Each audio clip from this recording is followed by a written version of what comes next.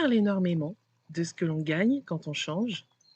Plus de liberté, plus d'alignement, plus de clarté, mais on parle très peu de ce que l'on perd. Et pourtant, c'est souvent là que tout se joue. Quand on parle de transformation, on imagine quelque chose qui ouvre, qui élève, qui libère. Mais la réalité, c'est que changer, c'est aussi laisser quelque chose derrière soi. Et cette part-là, elle est souvent incomprise.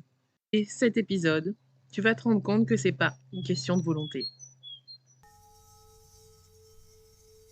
Bienvenue dans Mystère Sacré du Corps, le podcast qui t'aide à écouter ton corps sans te prendre la tête et à changer de vie en douceur. Ici, on parle de kinésio, d'émotions, de charge mentale, de transformation personnelle et de ces petits signaux que ton corps t'envoie quand il en a marre que tu fasses semblant que tout va bien.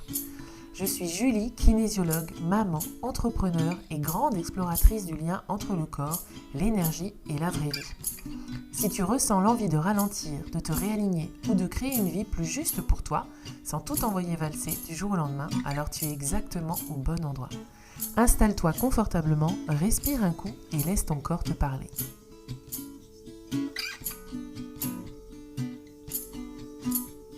C'est encore un épisode en extérieur que je te propose aujourd'hui. Tu vas peut-être entendre le bruit de l'eau, des oiseaux, du vent.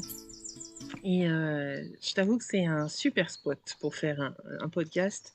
Et je m'éclate vraiment, vraiment à te le proposer en extérieur. Je trouve que ça change, ça fait du bien d'être dans cette connexion avec l'énergie qui nous entoure, mais aussi dans cette, voilà, ce lien au concret, au réel. Et ça fait beaucoup de bien et je trouve que ça amène aussi beaucoup de clarté dans ce que j'ai envie de te proposer, notamment aujourd'hui. Et on va parler du changement parce que bien souvent on se dit mais pourquoi on n'y arrive pas déjà soi. Et puis après, on voit d'autres aussi qui n'y arrivent pas alors que ça te paraît très simple en fait de l'extérieur. On se rend compte que le changement, oui, ça peut être très compliqué, ça peut être vraiment un challenge de vie. Parce que oui, quand tu changes, tu ne perds pas seulement une habitude de vie, une façon, euh, une façon de te comporter, une façon de vibrer. En fait, on peut perdre beaucoup plus de choses. Ça peut être notre façon d'être perçu par les autres. Et ça, même si on se dit qu'on s'en moque hein, du jugement des autres, euh, quand on est confronté vraiment à la chose, finalement, on se rend compte qu'on s'en moque pas tant que ça. Ou en tout cas, ça dépend du contexte dans lequel on est. On peut perdre aussi notre place dans un système qui fonctionnait bien peut-être. Hein. Peut-être que ça tournait bien à la maison, ça tournait bien au travail. Mais en fait, tu vas te rendre compte que toi, tu t'y sens pas bien dans ce système. Et ça, c'est souvent quand j'entends, mais j'ai tout pour être heureuse. Quand j'avais une autre situation, j'attendais d'avoir celle que j'ai aujourd'hui. Et là, je l'ai plus. Et pourtant, je suis pas plus heureuse. Je te donne un exemple concret. C'est une personne qui a changé de vie, qui était fonctionnaire et qui a décidé de se mettre à son compte, voilà, de trouver, de se lancer vraiment. Et pour elle, ça n'a pas marché comme elle aurait voulu. Et quand elle était dans la situation à son compte, eh ben, elle avait beaucoup d'insécurité, beaucoup de stress, beaucoup de choses qui la vraiment la mettaient en grande difficulté, hein, jusqu'à ne pas dormir la nuit. Donc elle a fait le choix de retourner dans son ancien travail et aujourd'hui, bah, ça ne va pas mieux. C'est-à-dire que toute l'insécurité qu'elle avait quand elle était à son compte, eh bien, pour elle, le seul objectif, c'était d'avoir de l'argent, d'avoir ses week-ends, d'avoir, bref, une qualité de vie que le travail salarié lui permettait d'avoir. Par contre, quand elle est retournée dans son travail salarié, eh ben, ça n'allait pas mieux. C'est-à-dire qu'elle a retrouvé cette sécurité financière, cette sécurité de rythme aussi, mais par contre, ça ne va toujours pas mieux. Donc tu vois, c'est comme s'il y avait une partie de nous des parties de nous qui veulent des choses différentes et qu'on n'arrive pas à concilier. Et quand on change, pour moi, c'est important d'être dans cette sécurité, que ce soit affective, que ce soit financière, que ce soit intérieure, tout simplement. Parce que du coup, on a ce changement qui se fait, et là, en l'occurrence, la personne, elle a eu un énorme courage pour faire ce qu'elle a fait. Quand c'est comme ça, eh bien, c'est important de se sécuriser en premier. Parce que justement, on va laisser des choses derrière, on va y laisser des plumes, entre guillemets. C'est pas obligé que ça se passe comme ça, hein. Et c'est justement ça où il faut que ce soit balisé, on va dire. On peut se baliser le terrain. Et après, en te disant ça, je me dis, mais des fois, on se lance et on sait pas où on va, et on fait confiance à la vie, et ça marche tout aussi bien. Ça dépend vraiment des contextes. Mais ce que je veux te dire, c'est que le changement va amener forcément une perte de quelque chose. Donc, comme je te disais, une place dans un système, un rôle que tu as longtemps porté, une sensation d'appartenance aussi. On fait partie d'un groupe, on fait partie d'une sphère. Et aujourd'hui, je m'en extrais pour des tas de raisons, mais notamment parce que ben, il y a quelque chose en soi, il y a un truc qui nous pousse à faire autre chose. Et même quand c'est juste, hein, même quand c'est nécessaire, eh ben, le corps, lui, va ressentir la perte. Et puis, avec le mental, on va se focaliser sur cette perte. Et parfois, c'est ça aussi qui nous fait chuter. Parce que perdre, en fait, même quelque chose qui ne nous correspond plus, ça reste une expérience profondément humaine et profondément transformatrice, et qui fait très peur. Et qui, du coup, on est dans ce tiraillement entre des parties de nous-mêmes qui, encore une fois, cherchent une sécurité différente. Donc c'est très important pour moi, quand on fait ce processus de changement, de mieux se comprendre, et surtout, surtout, de ne pas culpabiliser, peu importe le chemin qu'on prend. Il n'y a pas d'erreur sur la route, parce que chaque chose, chaque aventure, chaque expérience nous aura appris quelque chose. Et c'est pas forcément positif, hein, l'apprentissage. Parce que souvent, on nous dit ça, on nous dit il faut voir les choses positivement. Alors, c'est pas ça, pour moi, la vraie suite. C'est surtout de se dire qu'est-ce que je vais en retirer de cette expérience après. Ça, on peut se le dire une fois que c'est passé, hein, qu'on a digéré et on commence à ressortir la tête de l'eau. Quand on est face à ces expériences-là, on ne peut que les vivre, on se fait submerger, bref. Il se passe plein de choses, mais tu vois, c'est aussi cette notion de dire qu'après, ça a servi forcément à quelque chose. C'est en ça qu'il faut... ça a servi quelque chose pour toi, ça a servi quelque chose pour d'autres, mais en tout cas, il y a toujours une leçon. Alors, le mot est peut-être mal choisi, mais il y a toujours quelque chose à en tirer, en tout cas. Et donc, quand on est face à ce changement, quand on est face à cette perte, eh ben, on est plutôt dans un schéma un peu paradoxal, parce qu'on peut rester longtemps, hein, dans un fonctionnement qui nous fait mal, et simplement parce qu'il est connu. Parce que tu sais ce que c'est, tu sais ce que ça fait, tu sais où tu vas, même si c'est inconscient tout ça, encore une fois, hein. Mais tu connais. Et éventuellement, c'est comme une douleur, hein. Moi, par exemple, je demande à quelqu'un comment ça va, elle me dit ça va. Et quand je vais pointer, par contre, spécifiquement, je sais pas, une douleur au dos, elle me dit ah bah oui, oui, oui, ah bah ça change pas. Donc en fait, la personne, elle s'habitue à sa douleur. parce qu'elle est familière, pas parce qu'elle fait moins mal. Et finalement, cette familiarité, j'utilise exprès ce mot, en fait, c'est rassurant, parce que c'est plus rassurant que quelque chose qu'on ne connaît pas, que l'inconnu. Parce qu'on va se poser plein de questions. Est-ce que ça va être pire? Est-ce que ça va être mieux? Et puis si tu as tendance à penser que les choses vont pas forcément arriver et que elles se, comment dire, ça va forcément se passer mal, oui, là c'est sûr que oui, ça peut se passer mal aussi. Du coup, sortir de se dire, bah là, ça peut aussi aller bien. Je peux rêver grand, je peux oser penser différemment, je peux avoir confiance en moi, je peux avoir confiance dans la vie. Et ben là, oui, c'est, ça nous permet de voir le changement un peu plus cool. On est un peu plus à même de l'accepter en tout cas. Parce que changer, c'est entrer dans un espace.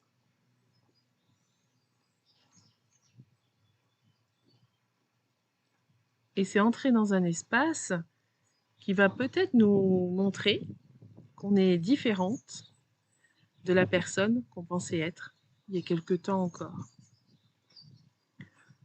Mais plus on avance dans le développement personnel, en tout cas moi, plus j'avance et plus je me rends compte qu'en fait, on ne change pas vraiment. On met en avant des parties de nous qui étaient peut-être étouffées pour X raisons, des croyances limitantes, des façons de fonctionner, des schémas répétitifs. Mais en fait, ces parties-là, elles sont déjà en nous. Et avec nos expériences de vie, on fait le choix inconscient de faire ressortir certaines personnalités plutôt que d'autres. L'exemple que j'ai envie de te donner, c'est par exemple quand on a vécu de la maltraitance. En fait, il y a plusieurs choix qui se présentent à nous quand nous on grandit, parce que je pense souvent à l'enfance évidemment, mais euh, quand on est maltraité, est-ce qu'on fait le choix de maltraiter aussi, parce que c'est que ce qu'on a connu, ou alors on fait le choix de faire complètement l'opposé, qui est aussi une forme, euh, une façon d'être qui est dans la même énergie, dans le même fonctionnement, puisqu'on fait par opposition. Et ce qui est plus dur, c'est de trouver le juste milieu, de trouver sa voie, sa propre voie. Et c'est ça aussi dans le changement. Dans le changement, on fait le choix de, eh bien, soit continuer à faire comme on a fait jusqu'à présent, mais ça va être compliqué hein, pour changer.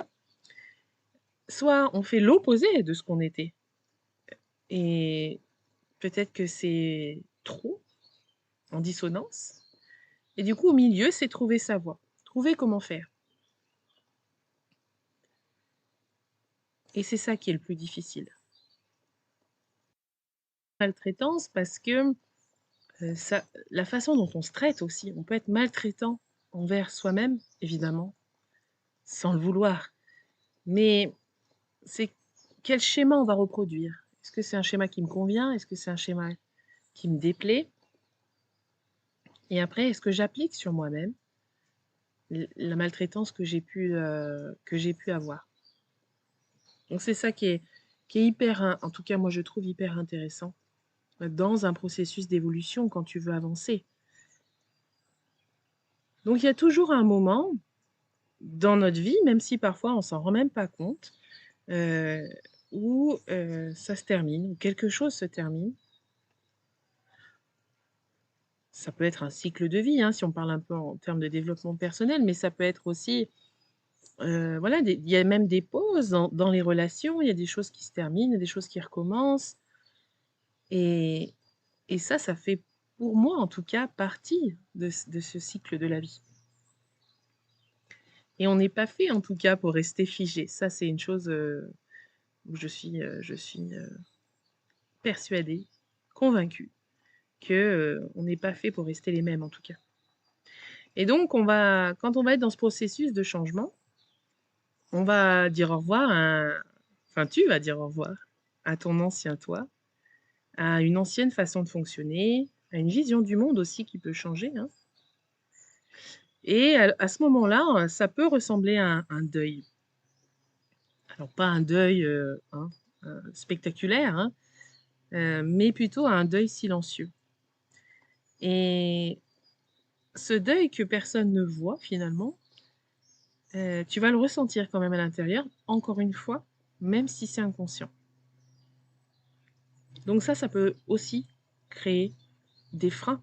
On veut pas, dire au revoir, on veut pas, être en deuil de quelque chose. Et ça c'est ça aussi qui va nous freiner dans notre expansion. Mais par contre, si on l'accepte, si on le passe, ce deuil, eh bien là, on va, préparer la suite inconsciemment.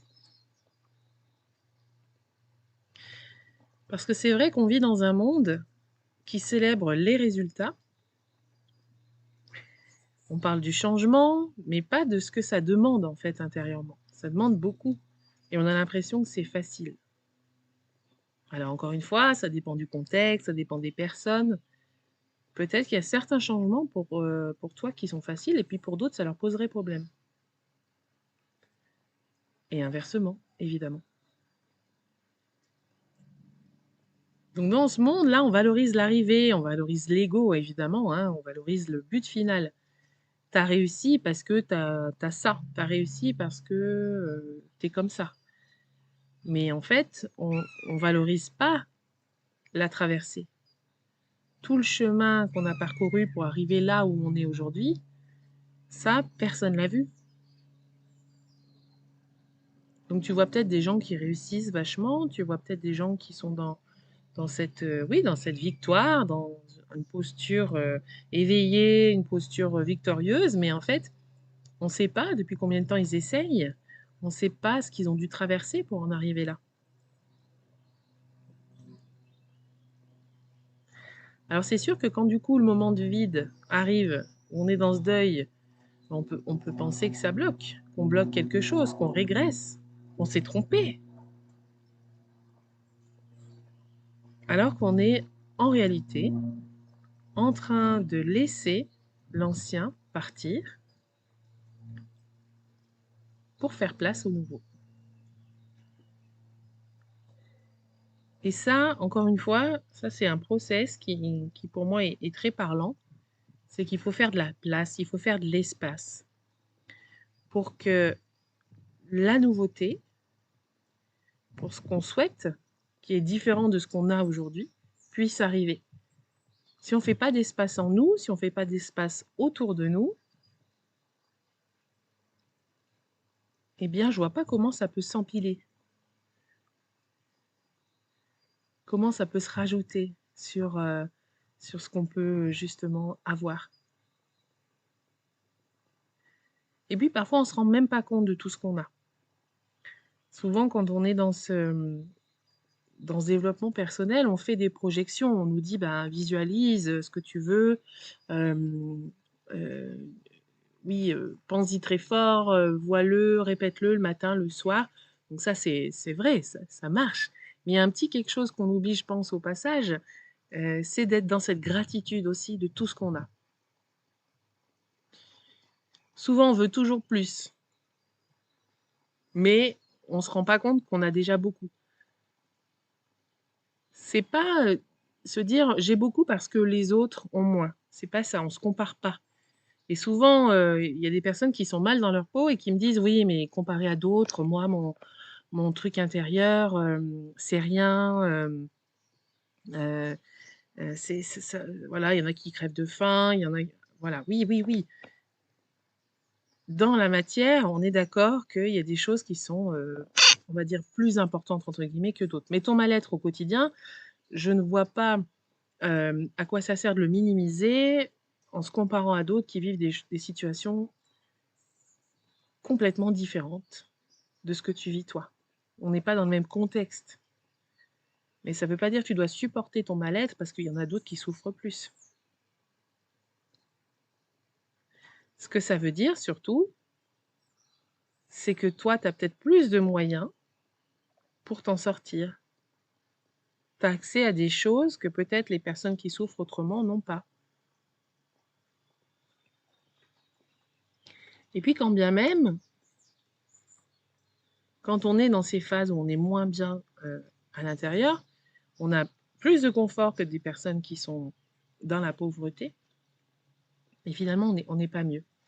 Et le fait de se dire qu'on a beaucoup de choses déjà, donc on peut se faire une belle liste, hein, et bien ça, déjà, ça va nous permettre de prendre du recul. Le but, encore une fois, c'est de ne pas minimiser, mais de prendre du recul. Et là, si pour toi c'est la même chose, eh bien ça, c'est un travail intérieur que je t'invite à faire, en séance individuelle ou autrement, hein, en stage, tout ça. Parce que ça veut dire que c'est pas clair en toi. Si je prends du recul sur ma situation, ça veut dire que ben, déjà, je vais lâcher prise, donc j'ai plus le contrôle dessus. Et en plus, ça veut dire qu'on ne va pas prendre en compte comment je me sens réellement à l'intérieur. Mais ça, c'est pas vrai. Prendre du recul, c'est ne plus avoir ce truc tout le temps en tête en disant comment je vais faire, comment je vais faire, comment je vais faire. Le but, c'est de regarder aujourd'hui qu'est-ce que j'ai comme ressources. Ok, j'ai tout ça. Super. Alors déjà, rien que de savoir qu'on a déjà pas mal de choses, ça nous permet déjà d'être bien, d'être mieux. Bien, c'est peut-être fort, mais mieux. Et une fois qu'on est mieux, là, on peut réfléchir. Ok, donc j'ai ça comme ressource. Mon but final, il est très loin encore, mais qu'est-ce que j'ai à disposition aujourd'hui pour quand même continuer à avancer? Et c'est là que le changement, il arrive. C'est là qu'on va oser changer parce qu'on va regarder ce qu'on a là aujourd'hui. Pas ce qu'on a eu avant, pas ce qu'on aura bientôt, ce qu'on a aujourd'hui. Et puis on va se rendre compte que finalement, même si ça va pas, on a des cartes en main. On a la possibilité, alors d'une part d'agir, mais aussi la possibilité de lâcher. Parce qu'il y a des choses sur lesquelles tu n'as pas de pouvoir. Il y a des choses qui se passent malgré toi. Tu auras fait le tour de tout, de toutes tes cartes. Tu as vu toutes tes ressources. Toi, tu as une action qui est possible. C'est celle-là, celle qui te semble la plus réaliste. Ok. Mais après, le reste, tu ne peux pas gérer tout. C'est pas toi qui va faire les opportunités, c'est pas toi qui va faire euh, les choses, les miracles, les choses imprévues, j'allais dire, mais parfois il y a des miracles qui se produisent dans la vie.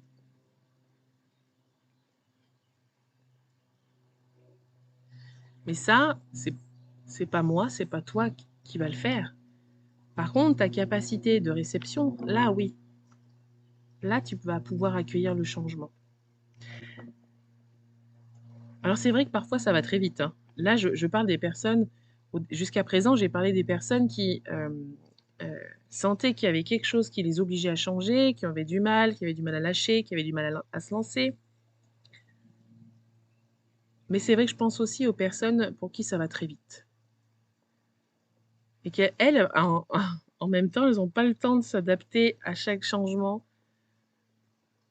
à chaque bouleversement. Et bien parce que là, ça rejoint ce que je dis, c'est que ça nous oblige à faire des deuils régulièrement. Et que ça nous bouscule trop dans nos habitudes. Donc là, c'est vraiment à nous de prendre ce temps. Alors, si on peut, si on n'a pas le temps de prendre le temps, c'est revenir à surfer sur la vague. Si la vie me propose ça, et que c'est évidemment dans mon intérêt et dans ce que je veux faire, parce que si on te propose d'aller faire un autre boulot et qui t'intéresse pas, bon, c'est peut-être pas la vie qui te le propose. Mais tu vois, c'est vraiment de se dire, ah ben, là j'ai une opportunité de dingue, ça va me faire bouger énormément, ça va peut-être faire bouger même ma famille, mes amis, ça va vraiment me faire changer. Et bien, qu'est-ce que j'en fais?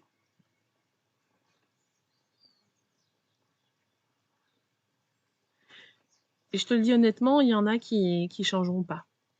Dans le sens où c'est trop important. Je pense à la sécurité financière, par exemple. Il y en a où tu sens que la marche, elle est tellement haute que ça va leur prendre énormément de temps pour changer, pour avancer. Il y en a pour qui ça va être une marche facile à passer et il y en a pour qui ça va être l'entre-deux. Ça veut dire je me lance, peut-être parce que j'ai reçu un petit coup de pied bienveillant par la vie, mais quand même un petit coup de pied, hein, donc c'est un petit kick là qui te permet de te voilà, remettre les idées en place. Et puis tu te rends compte que finalement c'était dans ton intérêt. Super. Bon là voilà, c'est juste que tu t'étais un peu endormi sur tes lauriers, mais voilà. Et une fois que tu as passé ça, après il peut y avoir aussi des aléas. Du coup, c'est vraiment challengeant, tu vois? Mais encore une fois, si on se connaît bien, si on avance sur notre chemin et qu'on a les opportunités qui s'ouvrent, pour moi, c'est banco.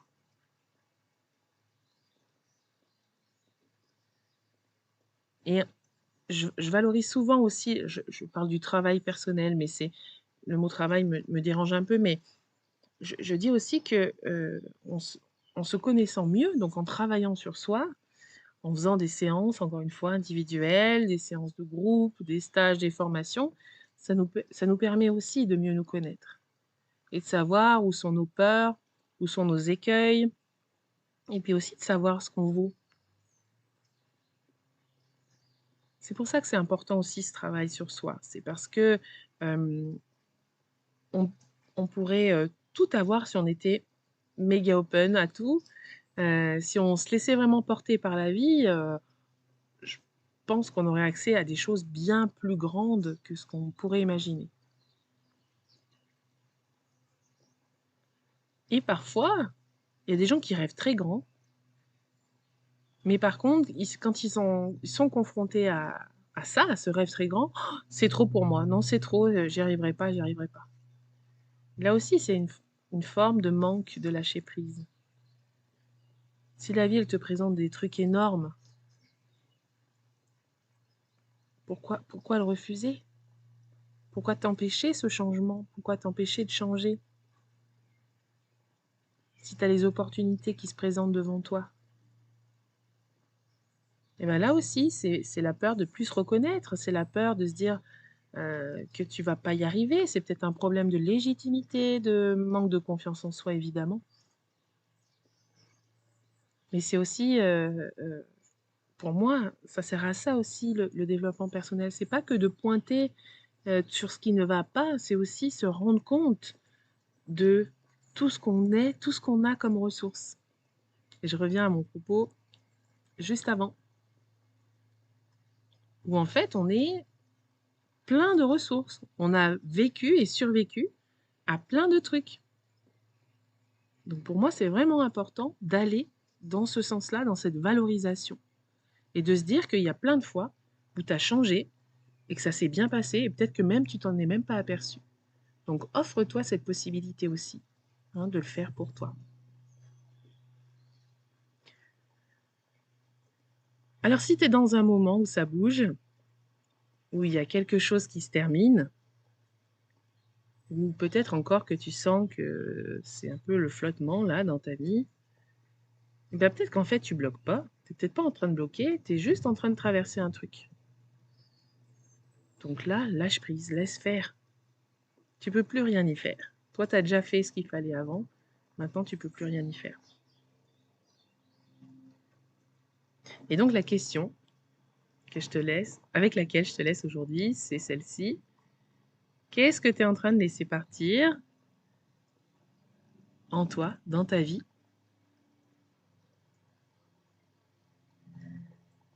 Parce que parfois, le changement ne commence pas quand tout s'ouvre, mais quand on commence à accepter de laisser quelque chose se fermer et partir.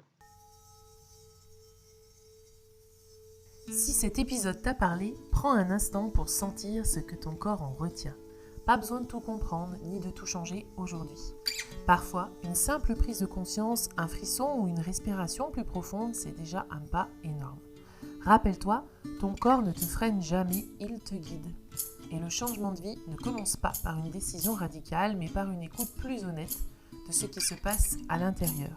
Si tu veux continuer à explorer ces mystères du corps, tu peux me retrouver sur Instagram @JulieLaKinésioBranchée pour des partages fun, vrais et ancrés dans le quotidien. Et si cet épisode t'a aidé, n'hésite pas à le partager à une personne qui en aurait besoin. Prends soin de ton énergie, fais-toi confiance et à très vite pour un nouvel épisode de Mystères sacrés du corps.